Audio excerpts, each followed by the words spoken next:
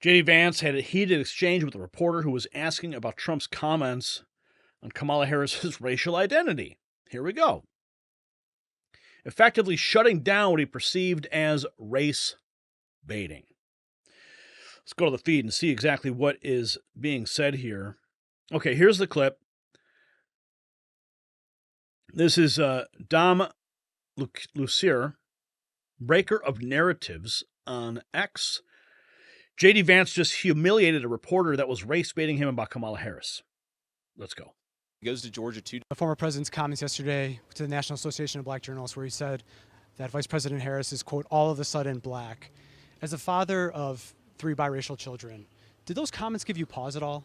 They don't give me pause at all. Look, all he said is that Kamala Harris is a chameleon. She goes to Georgia 2 days ago. She was raised in Canada. She puts on a fake Southern accent. She is everything to everybody, and she pretends to be somebody different depending on which audience she's in front of. I think it's totally reasonable for the president to call that out, and that's all he did. I mean, look, she's running as a tough-on-crime prosecutor, even though she implemented open border policies. She's saying that she wants to support the police, yet she wanted to defund the police just 3 years ago. It's totally reasonable to call out the fact that she pretends to be somebody different depending on the audience she's talking to. The former president's comments yesterday to the National Association of Black Journalists, where he said it's fair game. It's fair game. The president simply just pointing out what everybody knows. The facts have all been laid out. We know the truth. But of course, the mainstream media is going to try to attack Vance on these topics, attack the president on these topics when they're simply speaking the truth to the American people. The reporter asked the former president's comments at the National Association of Black Journalists is all of it saying Kamala is all of a sudden black. It's because, she, like he said, leaning into wherever audience she's speaking in front of. And as Vivek Ramaswamy so poignantly stated, we do not need to focus on these things. It should really just be about merit, not pandering to a specific group of people. Bottom line, that's where it should stand. Do your policies hold water? Are they successful? That's what we should be focusing on. Again, not the color of someone's skin, but because the Democrats have fallen so far down the rabbit hole of identity politics, that's all they have to lean on. And they desperately are trying to divide the American people along identity lines, because when you divide the American people, you can conquer them. Yes, you know that. Let's get the reactions here from Trump and Vance are right. Kamala and Joe are both fly by night, whatever they need to be to get the most votes. Merch says she isn't black, she's Indian. No show at the Black Journalists event. Trump answered honestly. Got to give him props. Her, not so much. Okay, so I'm a little hesitant to see what this woman has to say. You never quite know, but this is live, so let's play it out. Before I start this interview, I'm going to ask y'all to, forgive my language in advance. Because I'm going to say some stuff on here that I don't use to sell my videos. So those of y'all who have sensitive ears, keep swiping. Let this be one of my videos that you swipe on by. Because, listen, Okay, before we get to that, I should give a quick shout out to our gold sponsor, because gold prices have surpassed $2,400 an ounce in 2024, reflecting a weakening U.S. dollar. As countries consider abandoning the OPEC agreement and U.S. dollar holdings, our national debt exceeds $36 trillion. Central banks are buying gold to protect their reserves, signaling average Americans to do the same. Protect your wealth with global gold investments. America's leading conservative precious metals dealer. They offer a 5-year IRA fee waiver program on qualified rollovers and exceptional customer service. Call 888-700-4148 today to receive a free portfolio analysis and the 2024 Insure Your Money Wealth Preservation Guide. Mention Next News for VIP treatment. Alternatively, visit IRAGoldproof.com, linked below, to begin securing your financial future. Now, let's see what this woman had to say. I'm a little nervous to press play here, but if you got small kids in the room, maybe get them out of the room. I don't know what's going to happen here. It's over and the gloves are off. Now listen, first I want to say thank you to my Chi-Town sister who, let me know that Trump was going to be in Chicago doing the interview. Now let me say this. This was the most disrespectful interview I think I've ever seen.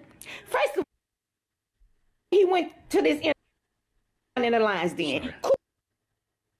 Because this was some straight up bullshit. This girl was so disrespectful, it's ridiculous. The whole fucking panel was disrespectful, but it was so disrespectful, it was ridiculous. First of all, Kamala Harris didn't even show up. Kamala Harris didn't even show up because she don't feel like she needs to show up because she already knows she got the black votes lined up in Chicago and she don't have no respect for the black people. And let's not forget, she chicken shit.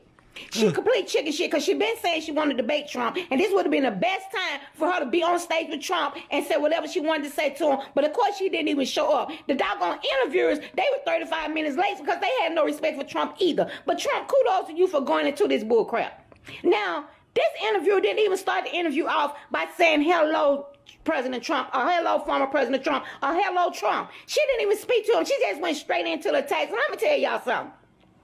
I don't like Kamala Harris at all. Period. Y'all know I don't like Kamala Harris. But she is the VP of the United States of America. And then if I had a conversation with her, if I had an interview with her, the first thing I would do before I even started any question would say, hello, VP Harris, how you doing? That's the least respect you can give to anybody. But these disrespectful tricks, they have any respect for Trump. All they did was come out with attacks from the beginning.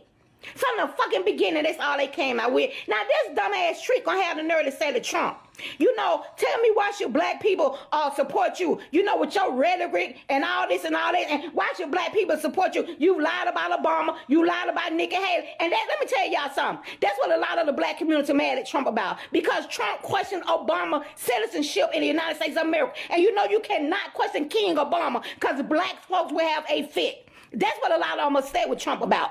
Because you can't question their God. And a lot of black people, their God is Obama. Y'all get mad at me all y'all want. It is what it is. I said what I said, and I meant what the fuck I said. Yep, I said it. But let me tell y'all this right here. So she comes at Trump with all this old bullcrap. So, of course, Trump said, well, I've done a lot of stuff for the black community. He said the same thing he always said. I've done more for the black community than anybody except for Abraham Lincoln. Then this dumb, supposed to be educated ass trick had the audacity to say with her brainwashed, brain-dead, simple-minded ass, so you telling me you done more for the black community than Lyndon B. Johnson, who passed the Voter Rights Act? This has got to be the dumbest bitch I ever heard in my life, and I've heard of... Okay. I think you get the point. Oh my goodness. She's letting it rip. I'm not sure where this was actually posted, but so far on X, 38,000 views. JD is correct.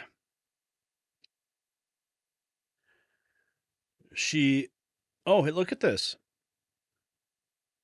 She was so focused on being Indian, she never mentioned she's black during her senatorial tenure. What's this? We'll continue to do it. I mean, what we know. The Democratic Party for a very long time, not just this election cycle, has been doing a lot of active outreach around South Asians, around the API in general, and we'll continue to do it. I mean, what we know in particular when you're talking about the South Asian community, we're talking about the Indian community more specifically, it is a growing community in the United States in terms of its voting bloc, in terms of its participation, and I think the party knows that and knows that this is part of our collective community, and there needs to be outreach and inclusion.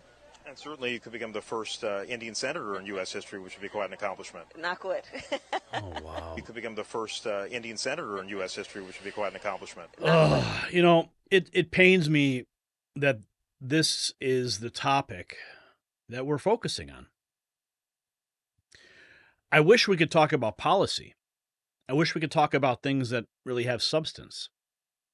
But focusing on identity, I mean, who does it really serve? Why do we have to divide the country up in this manner? Unreal.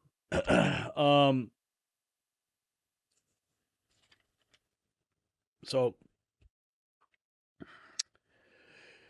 JD cooked with this interview.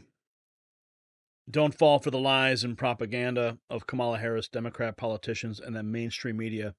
Trump is the best president for the United States of America in such a time as we are witnessing today. For your country's future, Trump is the only option. So I will leave you with that.